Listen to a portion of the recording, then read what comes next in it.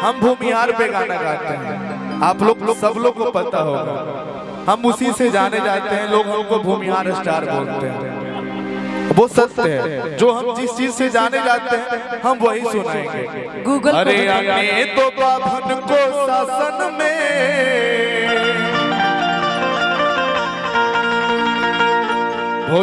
भोजपुर में सोन पार कीजिएगा तो जो पंडित जी पूजा करवाते हैं, ब्राह्मण जो होते हैं, उनको बाबा बोला जाता है। लेकिन हमारे मगध में, अरवल, जहानाबाद, नवादा, मोकामा में जो भूमिहार होते हैं उनको बाबा बोला जाता है। बिल्कुल। अरे आने तो बाभन को शासन में,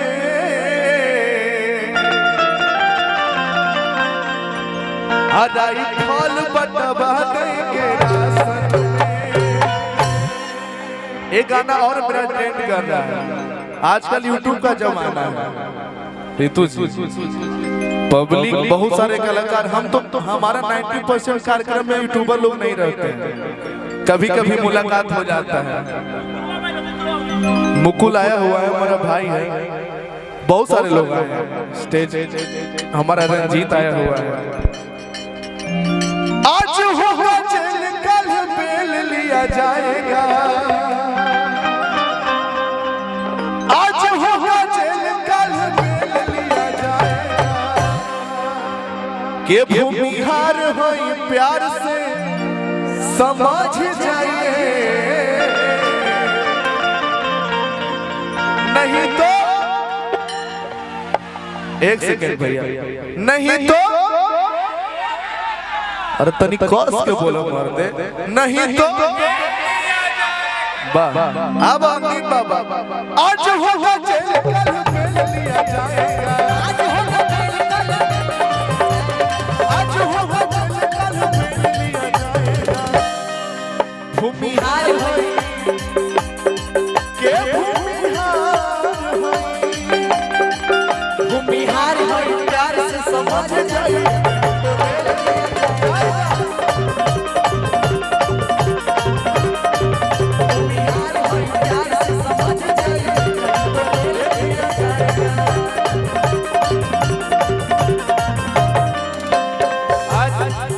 अपने बहन के शादी में आए तो वही वाला धुन बजा दीजिए विष्णु भैया। आज मिथिला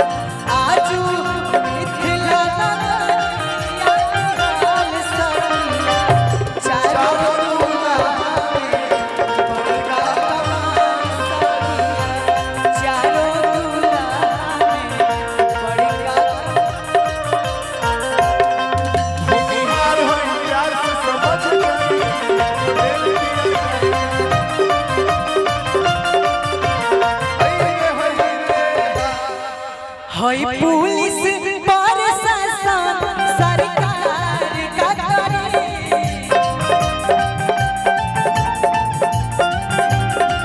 हम लोग के मुन्ना भैया कहाँ गए? कब से तो थे स्टेज पे मुन्ना भैया।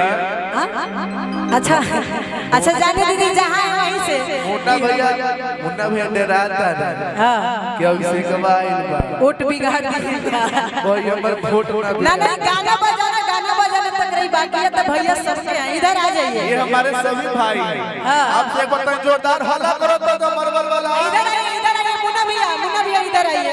अरे की है पुलिस प्रशासन, मुन्ना भैया सरकार का करी,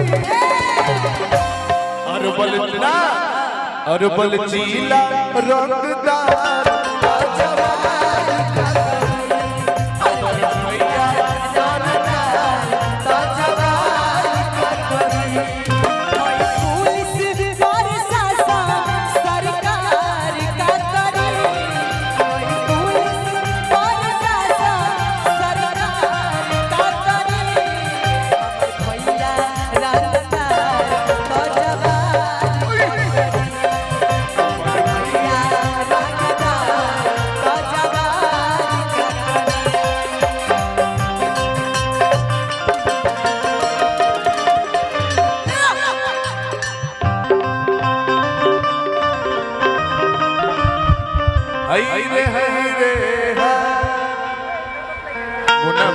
इधर आइए मुन्ना भैया, मुन्ना भैया, मुन्ना भैया, बाप रे बाप, ओवरलोड है, ओवरलोड है।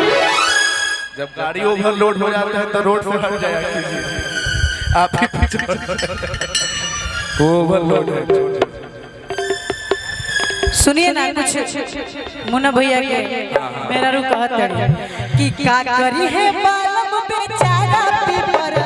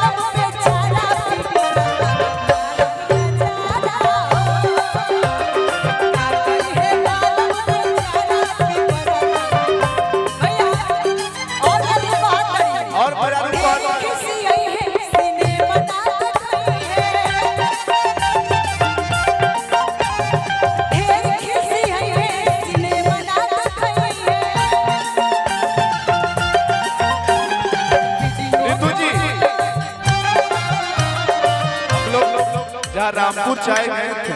हाँ वही, फिर 12 तारीख को जाना है भैया। नवनीत भैया के भाई हम लोग मिले थे एक बार और फिर 12 तारीख को जाना 12 तारीख हम दोनों को जाना है। दोनों लोग आइए मुलाकात दीजिए। अरे तुम तो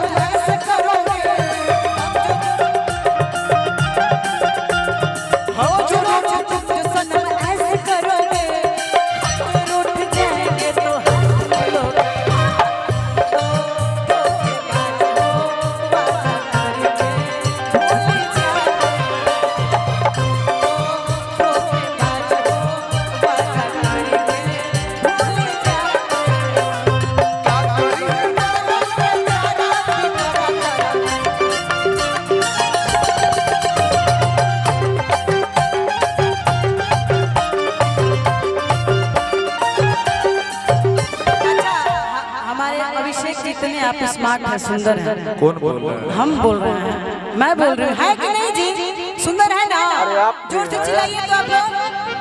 मान लीजिए। अच्छा आप भी सुंदर, आप हम सुंदर हैं कि ये सुंदर है? ये सुंदर है ना? दोनों लोग सुंदर हैं, अच्छे लग रहे हैं, लेकिन क्या करेंगे, शादी हो गया है इनका, यही दुख का बात है।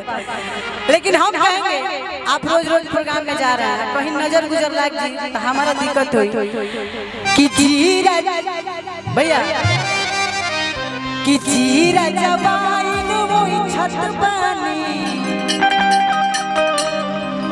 अरे जीरा जवाइन वही छत पानी, जीरा जवाइन वही छत पानी।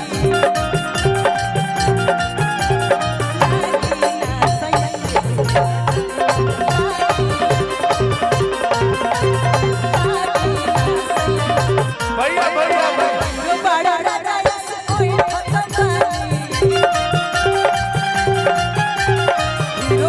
राजा जितना अगल बगल ऐसे तो बेचारी दूरे बाड़ी जाए, लेकिन जे दूर ना रही ओकरा खातिर कि सटी है ना कोनो